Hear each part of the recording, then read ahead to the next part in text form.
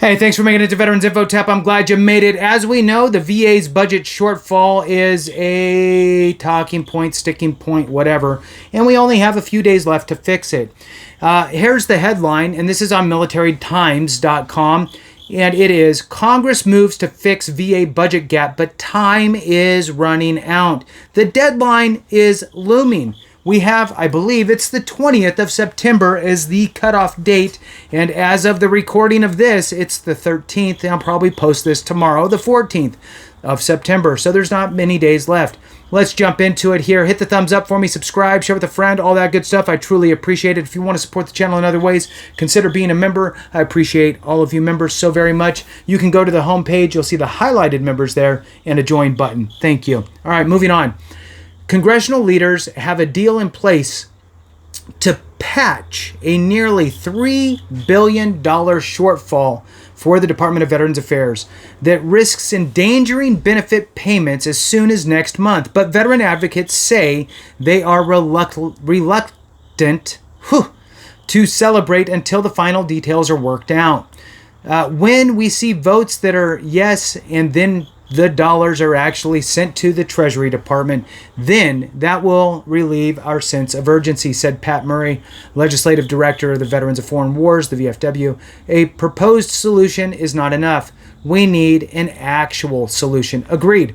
Here's the call to action. Reach out to your congressional members and tell them that we need a fix. Remember, there's two parts of this budget. There's the now $3 billion, $2.9 billion, $3 billion shortfall that could affect our benefits as soon as next month. Then we have the $12 billion, which is the ongoing for next fiscal year issues as well. So, moving on, VA officials have warned that because of increased medical care and benefit applications in recent months, the department's budget is roughly $2.9 billion short for this fiscal year and about $12 billion short for next fiscal year's needs. The funds for next year likely will be negotiated as part of a broader federal budget package to be completed sometime this fall. But VA leaders on Tuesday testified before the House Veterans Affairs Committee that without a solution for the other funding gap by September 20th, some benefits checks to veterans and dependents could be delayed in October. At a rally outside the VFW offices on Wednesday morning, dozens of veterans advocates warned that those late checks could be disastrous for veterans. The financial crisis will affect disability compensation, caregiver compensation, community care payouts, everything, said Julia Mathis, Legislative Director for the American Legion. Every day that we get closer to September 20th is another 24 hours of uncertainty for thousands of veterans whose financial lives depend on this.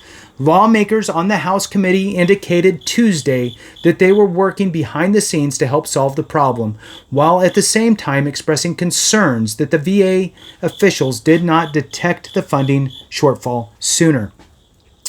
So, there's two different pieces of the budget shortfall. The $12 billion, which will be focused on later. The $3 billion, which needs to be addressed before the 20th. And within that $3 billion that needs to be addressed before the 20th, there's two things.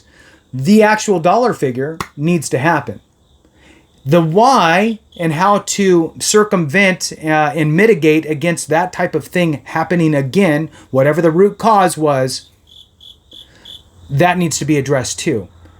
From a legislative perspective, they're wanting to put both of those things together. Here's the money, and oh, by the way, here's these new things that we need to make sure that this doesn't happen again by X, Y, and Z. And then they usually sprinkle in some other things that they want to because it's something that actually needs to get pushed. So, welcome to legislative bureaucracy. We got 6 days. Congressional sources on Wednesday confirmed House leaders will move forward with a measure introduced by Representative Mike Garcia, which would cover the budget gap for VA appropriations this month. A vote is expected on the legislation early next week. That would give the Senate just a day or two to advance the legislation ahead of the September 20th deadline. If a senator objects to the quick passage, it could push the final passage past the date or derail the whole measure.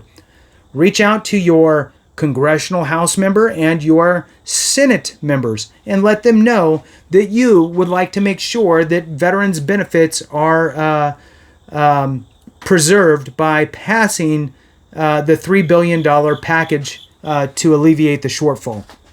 If you say anything like that, they'll know what you're talking about. Moving on, advocates say they plan to spend the next week lobbying lawmakers to make sure that doesn't occur. The VA needs more money, said Brian Kelly, president of the Military Officers of America, the Military Officers Association of America, MOA. It doesn't matter who you want to point the finger at for that. The fact is that our veterans need their benefits paid out.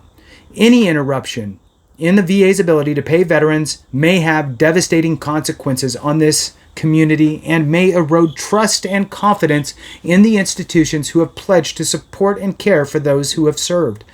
Lawmakers must also negotiate a separate extension for the full federal budget by September 30th or risk partial government shutdown. That potential funding lapse would have limited impact on VA services. However, because Congress regularly approves much of the department's budget a year in advance. So again, the budget shortfall at the VA is falling into two different buckets that are going to be addressed. One is the $2.9 billion, but there's a $3 billion package put together. And the other is the $12 billion, which is really for next fiscal year. The big pieces that we need to pull out of this is, one, it needs to be addressed by September 20th. And we're talking about a piece of legislation that's on the House side. Still got to get it over to the Senate side, and Senate still needs to go through their process. And we have 6 days, right? Time is of the essence. It is. We're rolling into the weekend. I'll probably actually just post this today. It's the 13th, and it's I'll just get it out now.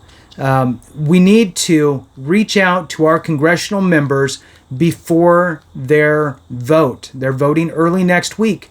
Send an email. You don't have to show up in person. You don't have to talk to anybody if you don't want to. You can send them an email.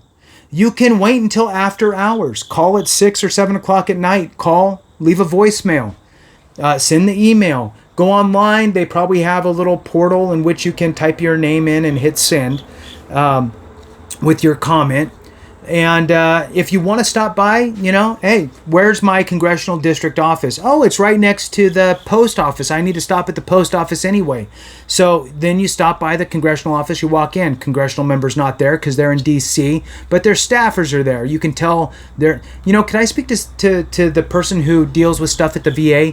Oh, that's, Freddie Mercury. Okay, cool. Hey, Freddie. Can you come up here? Freddie comes up there. Hey, Freddie, I'm veteran so-and-so, and I just wanted to, make sure that Congressman or Congresswoman so-and-so is going to vote yes so our benefits can be preserved.